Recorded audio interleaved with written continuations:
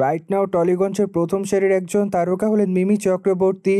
Moreover এই তারকা তার কেরিয়ার অনেকগুলো চলচ্চিত্র অভিনয় করেছেন। সেখানে অবশ্য তার অভিনয় তার অনুরাগীদের কাছে নজর কাড়ে। তাই তো অবশ্য অল্প সময় অনুরাগীদের মধ্যে আলোচনায়।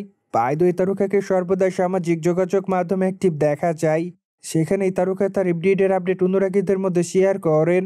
যদিও মাঝে মাঝে খোলামেলা পোশাকের ছবি শেয়ার করে আলোচনায় থাকেন। যাই হোক, সে সকল আলোচনা কিংবা সমালোচনাকে এই তারকা সেভাবে গ্রহণ করে না। কেননা টলিগঞ্জের এই তারকা তার ইচ্ছামতো ছবি সোশ্যাল মিডিয়ায় শেয়ার করেন। সেই ধারাবাহিকতায় সম্প্রতি এই তারকা তার ইনস্টাগ্রাম হ্যান্ডেল অনেকগুলো ছবি শেয়ার করেন। মোরওভার এই তারকার প্রকাশ করা ছবিতে দেখা যায় টপ পরে ক্যামেরার সামনে ধরা দিতে। সেই সাথে খোলামেলা চুল, হালকা মেকআপে তার সঙ্গে মানানসই অলংকারে তাকে দেখতে অনেকটা সুন্দরী লাগে। তাই তো অবশ্য তার রূপের প্রতি ইতিমধ্যে ঘায়েল হতে দেখা যায় তার অনুরাগীদের। মোরওভার তার প্রকাশ করা ছবির কমেন্ট বক্সে অনেকে তাকে মাই লাভ বলে দাবি করেন। সেই সাথে অনেকে আবার অ্যামাইজিং লিখেছে। যদিও আবার অনেকে তাকে প্রিটি গার্ল বলে দাবি করেন। অনেকে আবার তাকে সুন্দরী বলে উল্লেখ করেন। মোরওভার অনেকে আবার তাকে লাভলি লিখেছে। সেই সাথে অনেকে আবার তাকে সুন্দরী বলে আখ্যায়িত করেন। সুতরাং মিমি চক্রবর্তী আপাতত অনুরাগীদের মধ্যে এভাবে আলোচনায়।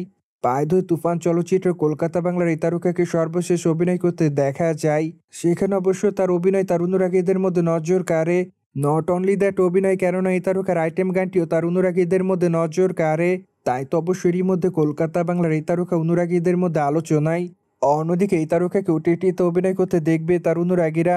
কেননা এরই মধ্যে মিমির হাতে অনেকগুলো ওটিটি প্রজেক্টে অভিনয় করার জন্য প্রপোজাল এসেছে। তাই তো অবশ্য আগামীতে কলকাতা বাংলা চলচ্চিত্রের পাশাপাশি ওটিটিতে দেখা যাবে মিমিকে।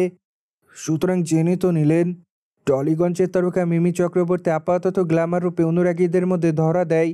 ফলে এই বিষয়টি নিয়ে কোনো মতামত থাকলে অবশ্যই কমেন্ট বক্সে জানাতে ভুলবেন না। সেই সাথে অবশ্যই চ্যানেলটিকে সাবস্ক্রাইব করে আমাদের সাথেই থাকুন আপকামিং আপডেট জানার জন্য।